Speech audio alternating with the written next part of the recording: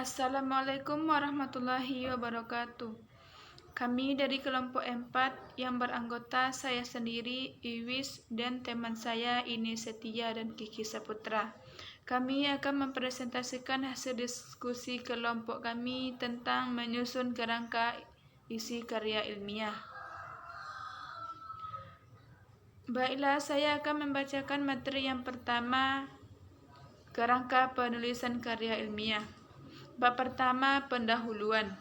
Pendahuluan merupakan bagian karya ilmiah yang memperkenalkan kepada para pembaca mengenai masalah yang akan dibahas dan diteliti oleh penulis. Bagian-bagian di bab pendahuluan ini antara lain: yang pertama, latar belakang masalah. Pada bagian ini, penulis akan memperjelas mengenai latar belakang kenapa suatu tema penelitian dijadikan pilihan di antara tema penelitian menarik lainnya. Yang kedua, rumusan masalah. Rumusan masalah merupakan bagian yang menyatakan berbagai masalah yang akan dicari jawabannya. Biasanya berbentuk sebagai kalimat tanya dan merupakan suatu pernyataan. Yang ketiga, hipotesis. Hipotesis merupakan bagian dengan menyatakan sejumlah jawaban dan sifatnya sementara. Maksudnya, di bagian hipotesis ini, penulis akan menjelaskan jawaban atas pertanyaan yang di bagian rumusan masalah dan merupakan jawaban sementaranya. Yang keempat, tujuan penulisan.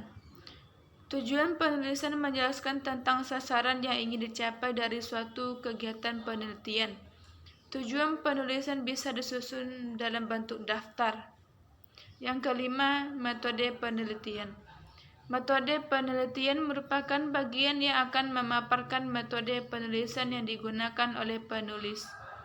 Bagian ini akan membantu pembaca mengetahui proses yang dilalui penulis dalam menyusun karya ilmiah. Yang keenam, manfaat penulisan. Penulis akan memaparkan berbagai bentuk manfaat yang bisa didapatkan penulis dan pembaca dari penelitian yang dilakukannya. Yang ketujuh, sistematika penulisan. Terakhir, pada bab pendahuluan ada sistematika penulisan yang menjelaskan tentang gambaran keseluruhan dari isi karya tulis ilmiah yang disusun. Bab kedua yaitu landasan teori.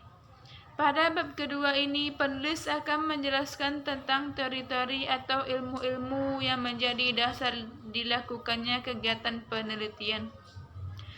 Teori diambil dari buku dan sumber lain yang dijadikan referensi atau rujukan dalam menyusun karya tulis ilmiah.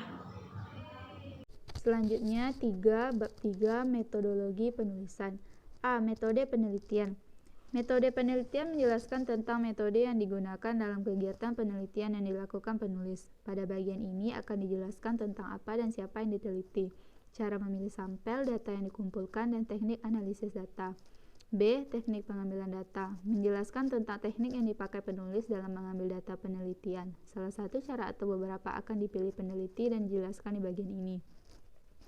C. Teknik sampling. Dalam sampling, peneliti mengambil contoh sampel dari suatu populasi yang merupakan subjek penelitian, sebab melakukan penelitian terhadap keseluruhan populasi bisa memakan waktu lama, mengurus banyak biaya, dan lain-lain. D. Teknik analisis. Teknik analisis dipaparkan proses analisis data penelitian untuk bisa dijelaskan menjadi bentuk data lain yang mudah dipahami oleh banyak orang. 4. Bab 4. Hasil dan pembahasan. Bab 4 adalah bab inti yang juga disebut bab pokok, sebab berisi pembahasan hasil penelitian. Jadi, hasil penelitian yang dilakukan selama berbulan-bulan akan dipaparkan pada bab ini, secara lengkap, detail, menyeluruh, dan tentunya tetap sistematis.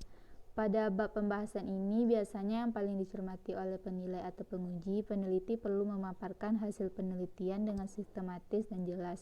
Selain itu, bisa mengikuti landasan teori yang digunakan, dan jika hasilnya berbeda dengan teori tersebut, maka tidak masalah jika dipaparkan. Selanjutnya, bab 5, penutup. Yang pertama, kesimpulan.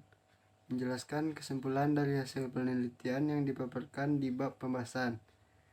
Isinya akan menjelaskan kesimpulan dari hasil penelitian yang diperoleh dan digunakan untuk menjawab rumusan masalah dan hipotesis.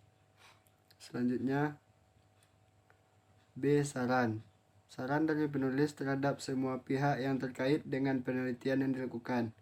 Saran ini bisa menjadi masukan untuk proses implementasi hasil penelitian ketika mampu memperbaiki kondisi atau menyelesaikan masalah di lapangan.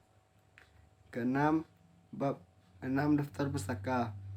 Pada bab ini, penulis menyusun daftar dari semua rujukan atau referensi yang digunakan untuk melakukan penelitian dan menulis hasil laporan penelitian tersebut. Daftar ini berisi detail rujukan dimulai dari nama penulis, judul tulisan, tahun terbit, nama penerbit, dan kota terbit. Sekian dari kelompok 4, kami ucapkan terima kasih.